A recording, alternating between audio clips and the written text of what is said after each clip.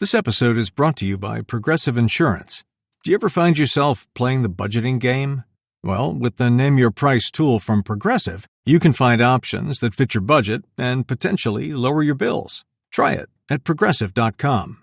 Progressive Casualty Insurance Company and Affiliates. Price and coverage match limited by state law. Not available in all states. If your fashion wish list lives rent-free in your brain, you need to be on Poshmark. With Poshmark, you're shopping millions of listings from thousands of closets, each curated by someone with their own style. Vintage finds, designer pieces, and everyday staples all in one place. Search for your favorites or let the discovery come to you. Poshmark makes it easy to find what you actually want to wear at prices that feel like a quiet win. Download the Poshmark app today and use code PODCAST10 when you sign up to get $10 off your first purchase. But at the end of the day, relationships that are the most profound are ones which are selfless, other-directed, focused on the good of someone else. You're listening to Good is in the Details. I'm Gwendolyn Dolsky. And I'm Rudy Sallow. And this is the podcast where we learn what we didn't know in the spirit of Socrates, all with the aim of a happy life. And bi-weekly, we drop episodes where we are using the tools of philosophy, critical thinking to analyze some of your favorite topics. And today's guest is philosophy professor, author, Christian Miller, and he wrote a book about honesty. I really like virtue ethics. I have put a lesson plans on Patreon, so you can go to Patreon to learn a little bit more about Aristotle. But in brief, let me just say, honesty is a virtue. Virtue, by definition, is a positive character trait that is activated through reason. Aristotle argues that all virtues are the mean between an excess and a deficiency. So for Aristotle, honesty is the mean. It's like hitting the target, the bullseye. Like imagine you're playing darts. Okay, there's many ways to go wrong. Like after one beer, the dart goes a little bit outside. After 3 beers or the pitcher, the dart doesn't even hit the the circle anymore. The point is that there are many ways to go wrong, but there's one way to hit that bullseye. The idea sounds good, character building and all that stuff, but Rudy, you might not like this part. A lot of people don't like this part. It has to be done in the right way at the right time and for the right reason, according to the person's disposition. Because, well, no, maybe you would appreciate this because it depends. The level of honesty in which you act or say or do depends. The bullseye is different for every single context. Absolutely. Okay, you do like that. Okay. I do. And this kind of goes to what I have been pitching to you and pitching to others. I'd love to have a discussion someday with a criminal defense lawyer. I have a perfect movie that we can analyze just to have that discussion about the dependent nature of honesty and the dependent nature of, well, what's your role as a lawyer in society and representing your client and the balance of ethics that's there where, it could, and I think during this episode, I even brought this up, something as simple as, well, if I'm the drafter of a document and I'm representing a client, right, I'm going to draft that document in a way that will be a bit more favorable to my client as opposed to the other side because I'm representing that client. It's not like I'm being dishonest. It's just, well, I'm going to write this. If this contract is ever going to be interpreted, it's going to be interpreted in favor of my client. And it's up to the other attorney and the other side to read that and try to negotiate something, right? That's actually a part of your job. Like, is that being dishonest? It's a great question. Yeah. And the reason why Christian's book is really good, because we think about, wait, how can you write a whole book about this one virtue, honesty? And it's because the technology and the way of life that we have right now is challenging what do we constitute as honest. So in the situation you just described, Aristotle's not dealing with the legal system right now or contract law. And so we want to incorporate hitting the bullseye without going outside of it in the right way at the right time. So in the context in which you're saying, that would be the right thing to do. That would make you a good lawyer. But then we've also got online activity, or when people are dating and they're swiping, or let's say if people are in a monogamous relationship and one person is online, checking out other people's profiles. At what point is honesty not being honored? Because we have these new elements. But Rudy, I have to ask you something. Okay, so maybe some of our listeners have been on this story. And since you're a lawyer, I know you're not my lawyer and you're a bond lawyer, but I still just have to ask. There is a case that is making me think about so many of our episodes of Good is in the Details, especially our last one on cults, because I started watching this trial unfold, a murder trial of a mother who is on trial for killing her 3 children. It's extremely tragic. She also tried to commit suicide and she's now a paraplegic. As this trial is unfolding, though, and these questions about her mental state are coming to the fore, it is very clear that she had reached out for mental help over and over and over again, so for severe postpartum psychosis, and was failed. But the other thing is that her husband, who is now her ex-husband, is starting to look very dodgy on the stand. Like maybe she didn't do it at all, and he is actually the one who did it. So one of my questions is, as I'm watching some of this trial unfold, isn't everybody deposed before they get on stand? Like, I didn't think there were actually any surprises in testimony. Do you ever put somebody on a stand where you don't know what they're going to answer to the question that you have to ask? Number one, I'm not a litigator, so I am a Okay. transactional lawyer. However, when you're talking about depositions in that interview process, that's usually in the context of civil litigation, where everybody gets a chance, they sit in a room and they go through some questions, and that's usually to prepare something called a motion for summary judgment. Everybody files a motion for summary judgment to see if there's actually any facts that are in dispute. If there's no facts that are in dispute, a summary judgment means you can just judge based upon, the law and the facts that are indisputable. In the criminal context, I do believe that there's witness prep that goes on. But as far as like a full-blown deposition, you don't know what a prosecutor is going to ask you. And you don't know what a criminal defense attorney is going to ask you, right? You don't, a great movie that explains criminal procedure and access to witnesses and access to everything.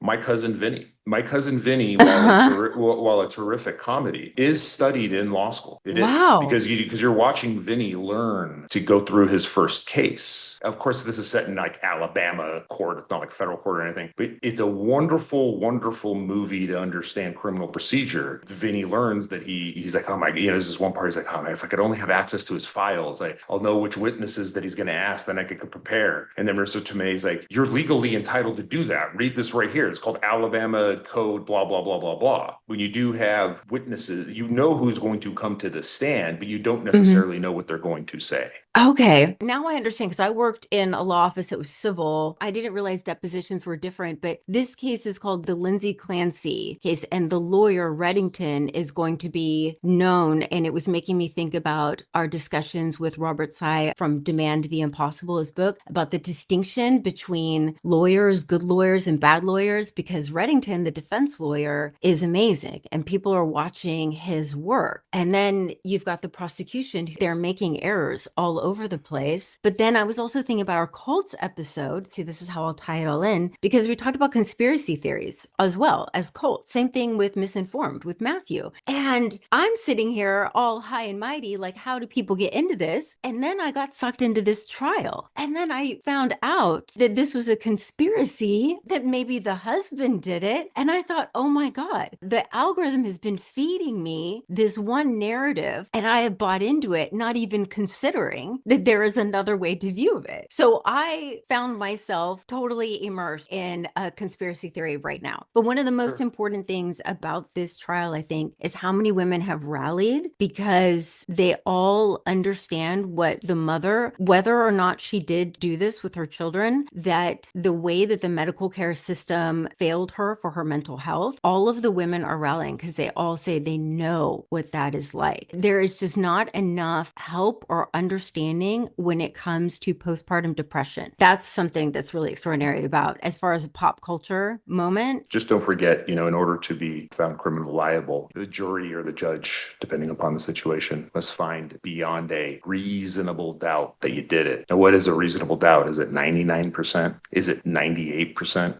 Is it 99.99999%? It's beyond a reasonable doubt. But no, Yeah. this is great. I'm glad you brought this up. When you're talking about honesty, you always are going to go into the law and lawyers and ethics and everything. So I Yeah. think listeners are going to really enjoy this episode and future episodes, because I think we're going to do more legal focused stuff. Yeah, no, I'm Yeah. looking forward to it. And I mean, it just goes to show what I hope our listeners hear instead of just my long tangent, but how so many of our episodes, when they come to critical thinking and analysis, they will start to highlight the way in which you see something unfold right now. All of the information that I have learned on this podcast is culminating in the way I'm observing my own reaction to this case and watching how other people do. And yeah, and now we're going to be talking about honesty, because again, when you are online and you're clicking here and clicking there, are you being faithful? Are you being honest? What about your resume? How can we value what is honesty by honoring what that definition means? And that is what Christian gives us. And remember, also visit our Patreon and check out goodisinthedetails.com. We've got lots of good merch. Okay, let's talk about honesty with Christian Miller.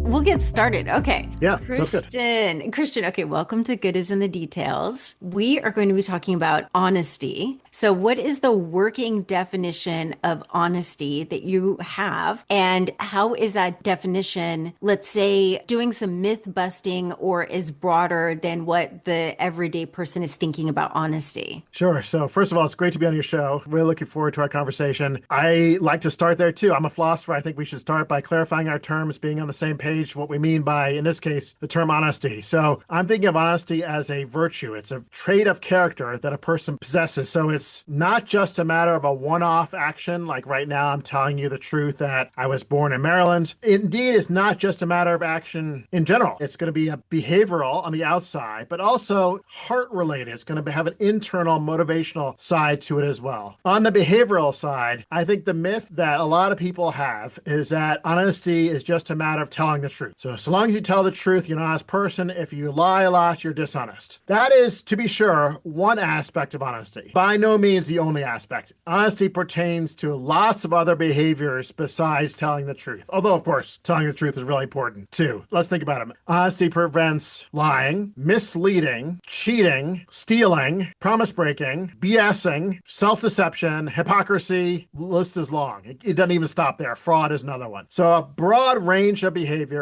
At their core, they all have to do with intentionally distorting or misrepresenting reality as you see it. So the dishonest person intentionally changes or distorts or misrepresents reality. Honest person authentically portrays reality as they see it to themselves and to others. So I said it's outward facing, but it's also inward looking. Make that a little bit more concrete. If someone says the truth to the boss, they're performing an honest action, but we want to know why they're doing it. Maybe it's because they want to get a raise. Maybe they're angling for a job. Maybe they don't want to get fired. Maybe they're trying to get promoted. Maybe they want to get rewards in the afterlife. Maybe they don't want to feel guilty for lying. All of those reasons could explain why they tell the truth to the boss. They're all self-serving. They're all egoistic. They're all about me and benefiting myself or this person in question. They don't get to count as virtuously honest. So they're off the table. Why? Because they're all about the person benefiting the person. The heart of an honest person has to be larger than that. It has to be other directed, whether that's I'm telling the truth because I care about this person, because they're my friend, because I love them, because I want to do the right thing, because I want to be an honest person, because God commanded me. These are all very different reasons, but none of them bottom out about benefiting myself. They're for some larger cause. So to wrap it up, the picture I have here is lots of different forms of behavior having to do with ultimately non-intentionally distorting the facts, but also coming from a heart disposition of caring about something larger than yourself. When I was reading your book, I was thinking about honesty is not necessarily good if it's not attached to this criteria of the disposition of the person. So for example, if somebody walks up to me and says, what you're wearing is really ugly, I'm just being honest, that doesn't follow that that was a good thing to do, because that, blurting out, I guess, of what's on their mind doesn't in any any way make a situation better or me better, or maybe it makes them feel better by knocking somebody down. So context matters with honesty. Yeah, we've got the virtue ethics that it's more than just telling the truth. It's an entire disposition. The other thing I was thinking about when I was reading your book was there is a joy to being honest, meaning that, let's say, the person who gets joy out of manipulation or harming others, they're really working at a deficit. But when you have a framework of honesty, you're not dependent on what other people are thinking about you. There's, let's say, a power there in honesty of self-confidence. There's no reason to lie. When you think about it, if there's a reason to lie or manipulate, you are without power. Right. Very good. Two wonderful thoughts. Let me expand on them. Thank you. In the first case, context definitely matters. An honest person tells the truth, let's stick with truth telling, to the right extent, at the right time, to the right people. If you go around just blurting out all kinds of honest things, you tell people your bank account number randomly, or you tell them what you think about the clothes they're wearing. Randomly.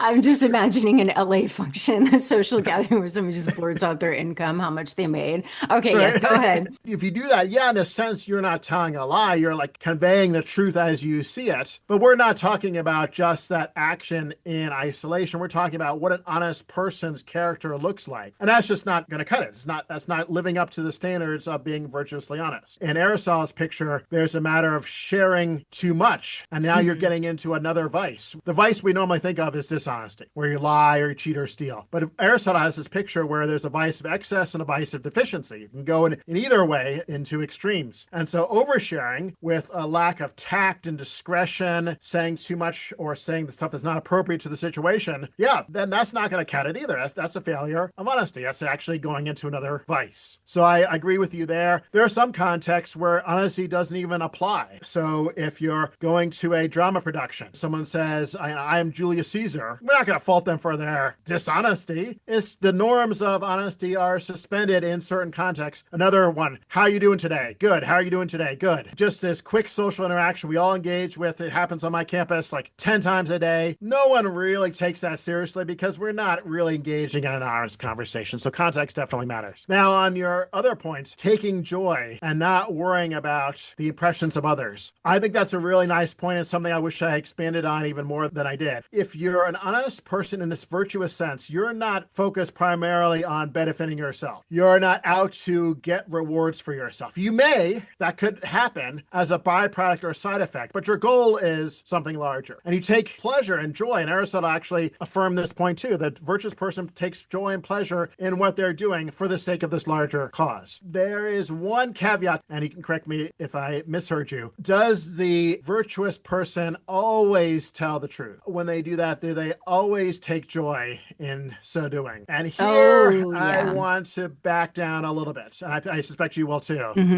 I think the virtuous person often tells the truth, but not always. There are going to be some situations in which the virtuous thing to do is to lie to another person. Perhaps, for example, when innocent lives are at stake. They may not take joy in lying, but out of necessity, they realize they have to do so to protect something larger like innocent lives. Or, yeah, you know what? As soon as you said that, I was thinking like a medical diagnosis. There's not joy in that, but yeah. Oh, okay. I see. I was wondering also, there's a politician, I'm not going to name the name, but I think their speech, whenever I hear them talk, I find it very moving. Then when I was describing to somebody, I said, it's just honest. It's just true. And so it was even the speech, like there was something that was just radiating. And I think sometimes when we read classic texts, like if I read the work of Martin Luther King, one of the reasons why I am just in awe or inspired by it, it's because it's just true. Can honesty be part of that? Or it's like you just feel it, you're on the receiving end when you're in the presence of something that is honest? Very good. Yeah. So I taught MLK this semester in my introduction to philosophy class, and I had a similar experience. I really resonated with the text. The general relationship between honesty, truth, and authenticity, I think, is a very close relationship. I think they're very much intertwined with each other. And so when someone's being authentic, they're revealing their true self to you. I think you can pick up on that. We can detect that and be sensitive to it. So we're picking up on the fact that they are not hiding anything. They're not being deceitful. They're opening themselves up and being honest about the truth with you, and hence being authentic. I connect with what you said. Now, here's a complication now. So I can't help it. I'm a philosopher. We always get into complications. We always make it more complicated perhaps than it needs to be. But here's, I think, a really important complication. You can be honest, say something not true, and you can say something true and be dishonest. So while I think they're tightly connected, they're not perfectly connected. A simple illustration, thousands of years ago, when people were asked, what is the shape of the earth? People would say the earth is flat. Well, they're saying something false that's not actually true. Yet we would not discredit their honesty. They were being honest, but saying something false. Back then, if someone was trying to mess with someone else, you asked them what was the shape of the earth and they said it was round, well, they would be saying something true, but being dishonest. You can update that today. People could have very mistaken beliefs, say political beliefs, religious beliefs, other kinds of beliefs, scientific beliefs even today, mistaken beliefs, but authentically and genuinely believe them and honestly communicate them to others, even though they're wrong. That can happen. Indeed, someone could be trapped by a conspiracy theory through no fault of their own. Maybe they were raised to believe it. Maybe they never hear evidence otherwise. They've never confronted with different options. So you ask them and they genuinely report, yeah, this is what happened. This definitely didn't happen. They're still being honest. They're still being authentic. And yet they're not being truthful. Truthful in the sense of capturing the way reality actually is, the truth with a capital T. That's so interesting because I'm realizing, okay, in the framework of, let's say, a medical diagnosis or even in criminal law, understanding that distinction would be absolutely essential in order to understand, let's say, in criminal law, the responsibility of the actor, right?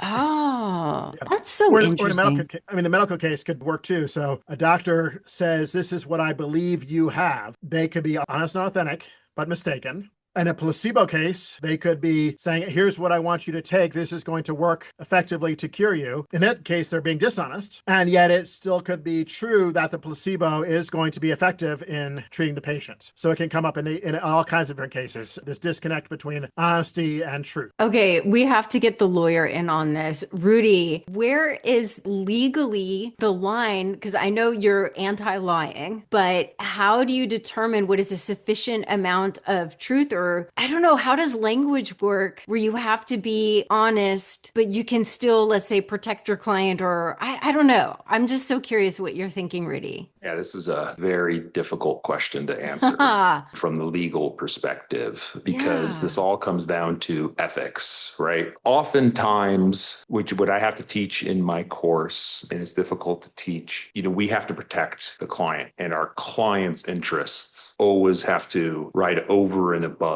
all other interests, right? Now, thankfully, I'm not in criminal law and I can't even deal with those thorny issues. So what I tell my students is when you're dealing with a contract and the client's interests must come over and above all else, what does that actually mean? And what does that actually look like? What I tell them is, look, you always want to be the first drafter of a contract. Well, why? Well, what I like to say is, well, you know where all the bodies are buried, right? You know where all the provisions are that are favorable to your client as opposed to the other side. The drafter of an initial contract knows where the good stuff is for their side. Is that dishonest? No, I don't think so, right? Like, that's not being dishonest. That's like, I'm being a good lawyer. I'm protecting my client's interest. I'm putting the contract in front of them. They have the ability to read this contract and respond to this contract. Sure, the contract is 250 pages and it's, single text and, oh my God, who's actually going to read every single line of this? Well, that's what you're supposed to do. You're supposed to read that and then tell us if you have any problems with it. But I know where, like, if I was representing the other side, I would push back on provision A, or I'd push back on provision B. I'd push back on provision C, because the way that language is written, it's written more favorably for my client as opposed to their client. I'm not putting anything in there that's a quote unquote lie. I'm not putting anything in there that wasn't in the term sheet. I'm just saying, well, God forbid if this ever went to litigation and somebody needed to read this contract, in whose favor are they going to read it to? Well, they're going to read it in favor of my client. And you know what? I'm doing my job. I'm not being dishonest. That is what I'm getting paid to do. It's a very quick summary of the ethics of a contract lawyer that I, in a whole semester kind of teach my class. Yeah, I was just wondering, because I'm thinking if this isn't the butt of the lawyer jokes, in part that lawyers are finding a way to to be truthful without being honest? I don't know. Okay, tell me. I think that the lawyers are the most honest people on earth. You want to know why? Because whenever you ask a lawyer a question, they give you the most honest answer on earth. Philosophically, legally, blah, blah, blah, whatever. The answer is it depends, because it always depends. Everything depends on something else. It depends upon the read of the law. It depends upon market conditions. It depends upon a lot of things. I say this in my class. I say this to my clients. I say this on this podcast. The very first answer that you're ever going to hear from a lawyer is it depends. Everything that comes after that is 100% honest, because they've already given you the caveat that where I'm going to start off with saying it depends. It depends upon if I'm looking at it from this side or if I'm looking at it from that side. If I want this to be my answer, or if I want that to be my answer. So that is what people in the world make fun of lawyers about, because it's like, oh,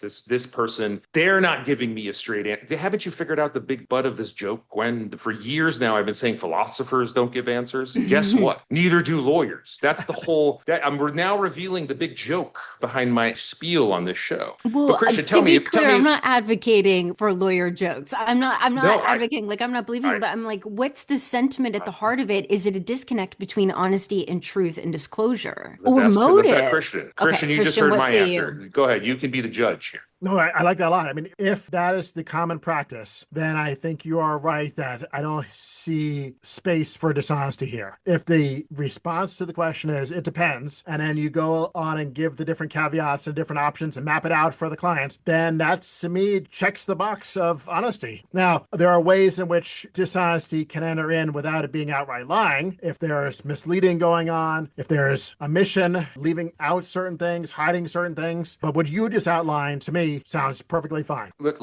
We can move away from the lawyers and the anti-lawyers. I think I actually just answered the question beautifully and dropped the mic on the lawyer stuff. We don't even need to talk about it. Christian, I searched something in your book. I searched a word. Now, granted, what we had was a printer's proof, and I've been really angry with my PDF reader these days. I don't think it's working very well. But I searched a word and a couple of terms that, at least from what I could find, nothing popped up. And I searched the word culture. And I searched the phrase cultural reasons to lie. And I searched something kind of that is very, very sensitive. Okay. But I'm going to go ahead and just kind of reveal some things. Certain cultures, which I may or may not be a part of, the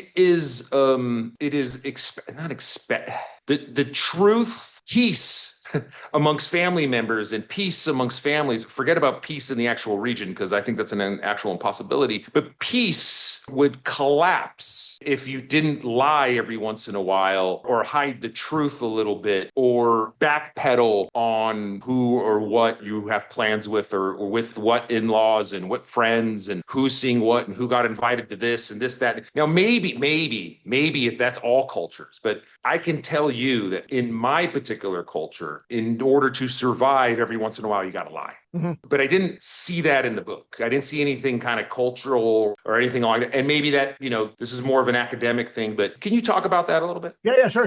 So no, not an academic thing. And I did engage with those issues, but maybe not using the same search term. There were, throughout the book, opportunities where I shifted from an individual lens to a cultural lens and talked about cultural pressures, for example, to engage in AI student cheating. That's a big cultural pressure right now amongst students in higher education. But your particular issue is a great one, having most of my attention be on areas of society where I think honesty is eroding, and there are these honesty crises, which I define a certain way. At the very end of the book, I say, why does any of this matter? Who cares? How important is honesty really at the end of the day? And there I want to make the case that honesty really is important. We should care. And if it is eroding, we should do something about it. So I give my arguments as a philosopher. I try to convince people at the societal level, at the religious level, at the individual level, at the various different levels, honesty is important. It's a treasured and valuable virtue. Now, natural thought at that point is to say, well, how far do you want to push that? You really want to push it so far that it trumps everything else, that it overrides other conflicting values that we might have in society. To the point, like Immanuel Kant was willing to go, or Augustine was willing to go, or Aquinas was willing to go, where lying is always wrong and honesty is always required.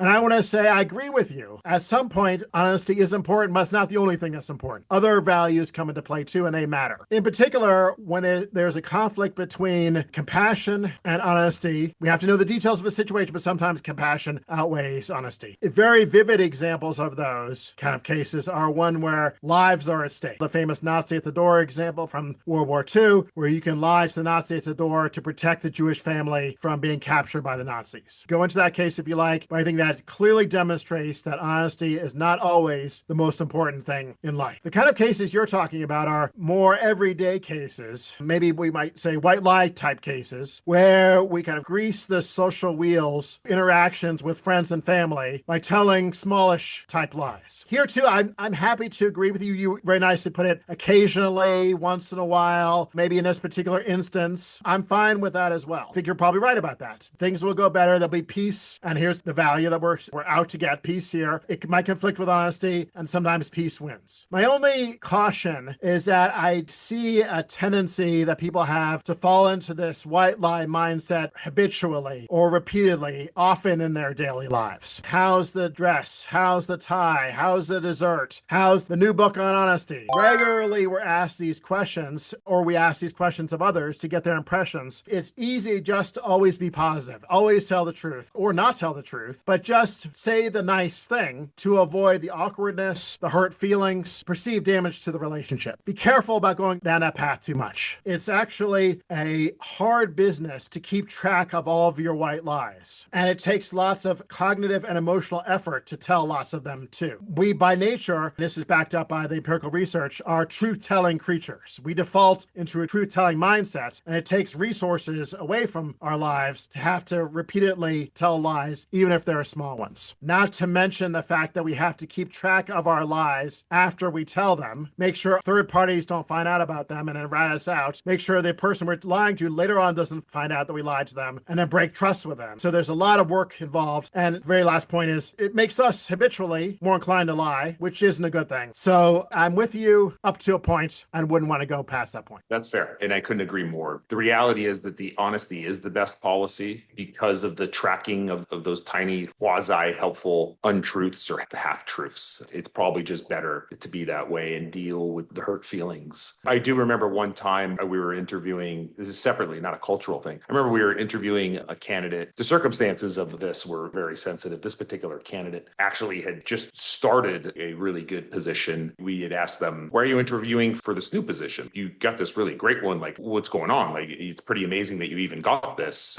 Candidate's answer was actually almost too honest, Christian. So I'd like some feedback. The candidate's answer was, yeah, but you know what? I want to get paid more money, so I'm applying for this one. It's really hard to explain all the nuances of some things, but there's a certain amount of like loyalty, putting in your time, like paying back, just knowing the background of that position where that person's honesty made me think of, well, wait a minute, a whole bunch of other people that we have lost at our place went on because they wanted more money at another place. I'm so happy that they were honest because the worry is always this person is purely money driven. They have no loyalty. This person being so honest made me think, great, we're not going with this person. Sometimes you really got to be careful of your answer. That's okay that money drove them, but sometimes you got to come up with a more nuanced, flowery, better answer when you're in an interview. Right, Christian? I'm trying to equate this to job interviewing. Yeah, that's great. I think there's lots to that scenario. There's how do we assess the person's honesty, and then how do we assess other parts of their character. There's a way in which you might say this person is not deficient at all with respect to honesty. You ask them a question, why are you interviewing for this? They gave you a very direct, authentic response. They told you exactly what they think without sugarcoating it, without misleading or deceiving or BSing or anything like that. Give them a check mark with respect to honesty, but then what you're negatively reacting to is what that honesty reveals about them. And it seems to reveal that they only care about themselves, or maybe they're greedy or very self-advancing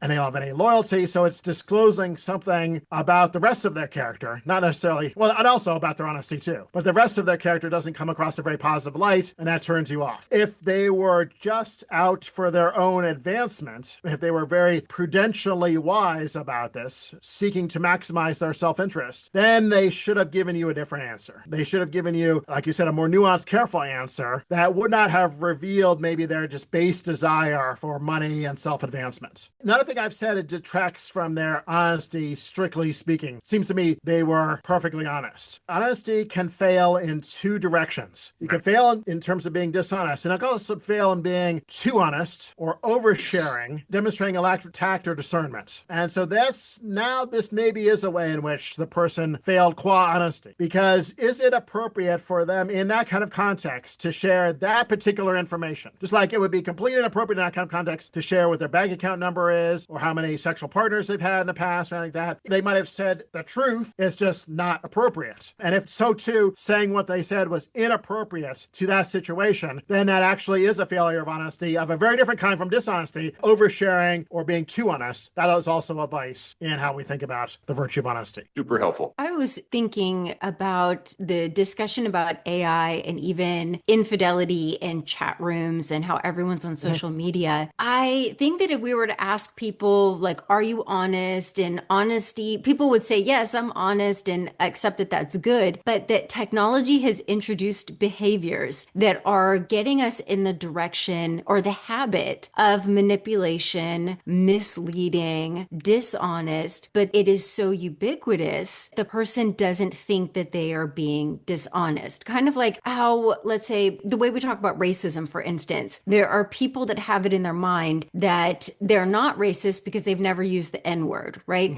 Not realizing that there are a whole bunch of actions that are actually racist, and they would probably be appalled to learn that those actions were. So are we in a parallel form with media and social media? Are we engaging in dishonest behavior, but not thinking that we're being dishonest? Like, and where's the line? So if I put a filter, let's say I put a clip of this and I put a filter like makeup on me, am I being dishonest, but not to the degree of a deep fake, right? Yep. But if you were to ask me if I'm honest, I'm like, I don't lie. And then you say, but wait, there's that clip. You don't look like that. Did I just engage in dishonest behavior? Yeah, very good. Very challenging questions. So let's take the first one and a little bit of context. So the book is called The Honesty Crisis. I'm actually focusing on 6 different honesty crises, which I'm seeing developing in society, which have the features that you highlighted. So these are areas where dishonesty is becoming more prevalent, more common, more tempting, easier to engage in, and also harder to catch. It's hard to detect the honesty and punish it if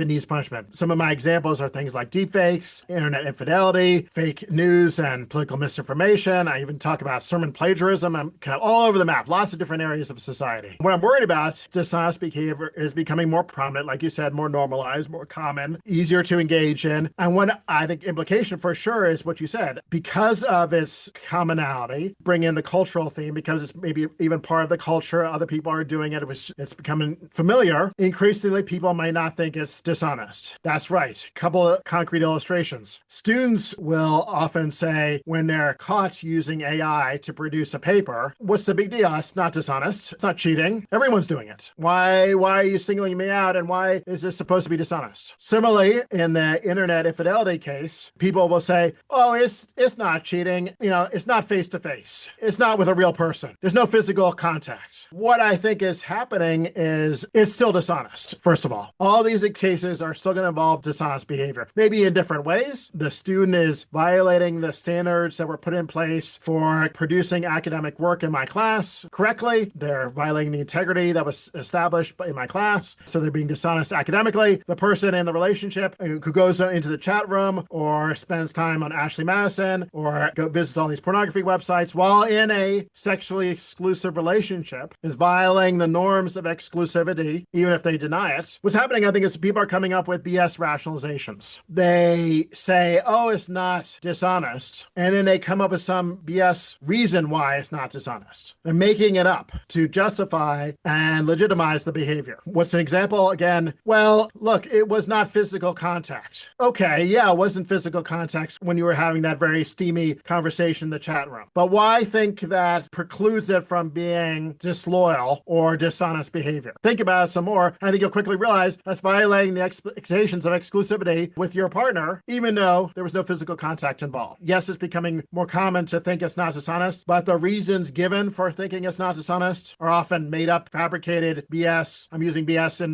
the way the philosophers do, owing to Harry Frankfurt, who says you're just not concerned with the truth. You're just making up some kind of reason to justify the behavior that you want to engage in. Okay, where do we draw the line? Even a harder question, I think, because I think it comes on a spectrum. There are clear, blunt, kind of dramatic cases of dishonesty. And then there are these marginal ones, like you're highlighting. You modify your appearance a bit on Instagram, take away that zit or something like that. You change the wording of something you said on a podcast to make it sound a bit better, but it wasn't actually the original conversation. Where do we draw the line? I'm tempted to say about a lot of these cases that there is an element of dishonesty, but it's so small that we shouldn't lose any sleep over it.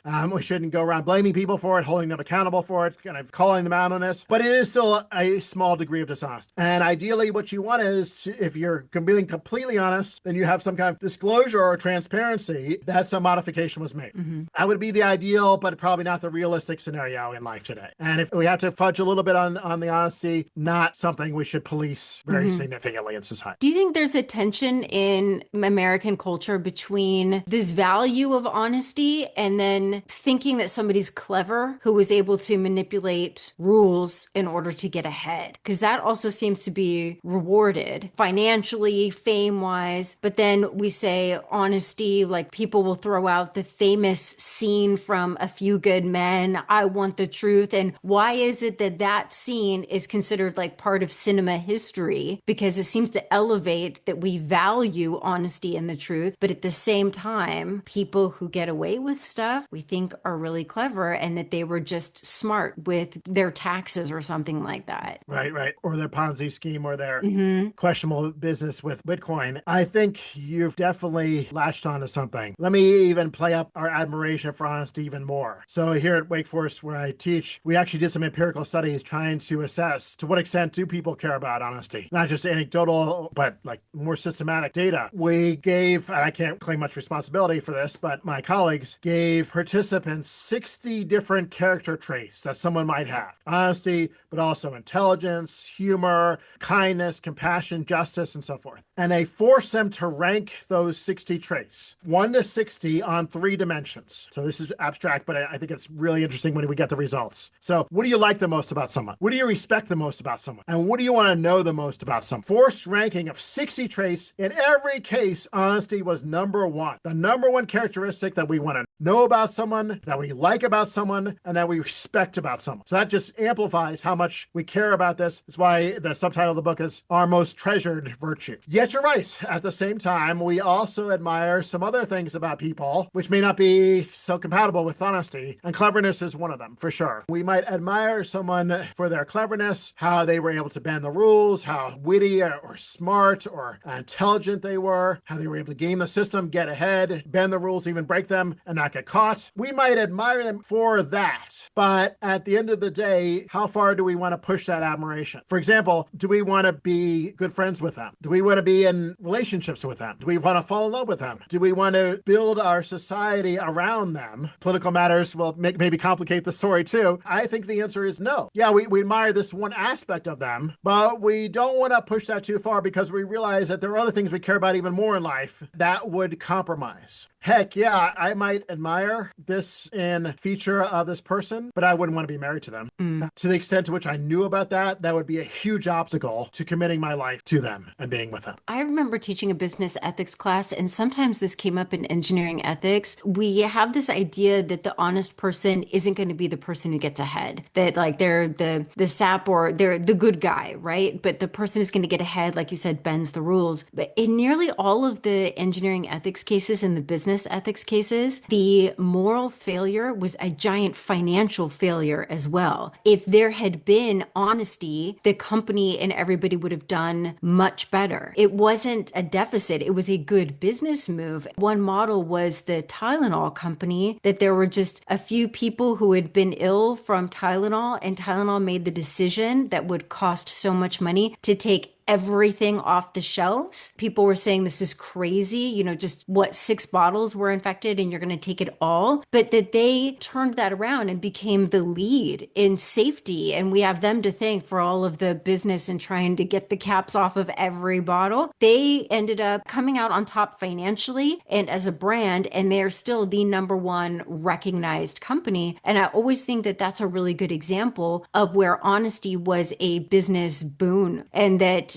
something like the Ford Pinto or just lying and covering things up was extremely costly, not only because people lost their lives, but engineers, shareholders, that's not as important as the people who lost their lives. But there wasn't any benefit really to being misleading or not taking care of something or being honest about the value of your product. The financial decision to not mention anything about the Ford Pinto was based on the idea that we will make more money if we don't say that there is this problem. That wasn't true. I'm just wondering what your sense of the perception of honesty is. That somebody is just the good guy and isn't going to ever make a lot of money, but actually the honest person excels in their friendships, relationships, happiness, and even in making money in business. Yeah, great question. I agree with you. And then now present a challenge to that perspective. So I agree with you overall. Often dishonesty is very tempting for perceived short-term benefits. Yes, in the long run, it turns out to be more harmful than beneficial. Better to have not been dishonest at all. I like that perspective a lot. And empirically, we see case study after case study after case study. CEOs would have been a nice example too. Enron is a good illustration. Now, here's the caveat. Plato in the Republic challenges this perspective. So he says, look, it might be good for there to be honesty in society. That's nice. You want your engineers to be honest. You want your companies to be honest, your politicians to be honest. But how about you individually? It doesn't automatically follow that you should be individually honest, even though it's nice that everyone else in society is. In Book 1 of the Republic, there's this challenge issued to Socrates by Glaucon and Amyntas. It says, well, maybe the best life of all is the publicly honest life, but private dishonesty when you know you can get away with it and not get caught. You reap the benefits of public recognition. People trust you. They celebrate you. They want to be friends with you. You're heralded as an exemplar in the community. But in private, you bend the financial rules. If you don't get caught, you do some stuff online that no one can trace back to you. You have this, one-off here, this one-off there. You get self-interested pleasure from it. Hey, what's the harm? And isn't that really the doubly blessed life, the life of public recognition and private self-interest? How can we make the case that honesty at the end of the day is valuable and contributes towards well-being, not just at the societal level, because I think that case is pretty straightforward, but also at the individual level to someone who's on the fence or doubtful? I say there's probably no way to knock down that challenge. I mean, it's a really hard challenge. Refuting anything in philosophy is hard to do, but here's at least one point to be made on behalf of honesty in our lives. It comes back to relationships. I think at the heart of the valuable relationships that we really care about in life has to be honesty. I don't mean superficial relationships. I don't mean acquaintances. I don't mean instrumental relationships that are transactional for business purposes or whatnot. But at the end of the day, relationships that are the most profound are ones which are selfless, other-directed, focus on the good of someone else. Things like our deepest friendships with our best friends. Things like our loving relationships with our significant other or our children or parents. These have the feature of not worrying about the benefits to ourselves that might accrue from our actions, but rather being concerned first and foremost with the well-being of the other person and caring about them, not being opposed to sacrificing what's good for us for their sake. Well, if you're lying, cheating, and stealing from them, if you're being dishonest, misleading, BSing them, that's not loving them. That's not caring for them. So that life, allegedly doubly blessed, public morality, private dishonesty, will be impoverished in a really crucial sense. It'll miss out on one of the best things, most valuable things in life, genuine, deep, loving relationships and friendships. And so that's how ultimately I want to come back now to support your view. Honesty does contribute to well-being at the societal level and crucially, even at the individual level. Yeah, I love that. That's a great way to wrap it up. There's no love or closeness without honesty. So without honesty, you're depriving yourself of that joy that really makes us human, that connection with another person. I tend to agree. I just I'm going back to my cultural things, and I just think of if you told the truth. my family, if we all told the truth to each other, what would that actually look like? Maybe the honesty would be good though. Maybe that would press the reset button. Remember, like in an old Nintendo, you always had to, like when the game started to screw up and you had to keep pressing reset until you got it fixed. Maybe a little honesty is the reset button, and then you could, go through the game of life in a better way and then have it stop glitching. Damn, that was good. You could go ahead and use that, Christian, in your next book. Rudy, oh my gosh. Well, I want to be a fly on the wall for your next family gathering. You're going to have to, I want to know how it goes. I will use that, but I will give you credit so that I'm not dishonest myself. I want plagiarize from you. It's all good. Good is in the Details is produced by Dr. Gwendolyn Dolsky and Rudy Sallow. If you're listening on Apple or Spotify, please scroll down to the bottom and hit that 5-star review. And if you go to goodisinthedetails.com, you can see the books that we're reading, the books by our guests, the Curious Collection, which is pod merch, and links to our philosophy shorts on YouTube. Get your dose of philosophy in 60 seconds or less, after you listen, of course, to the podcast. Okay, until next time, bye.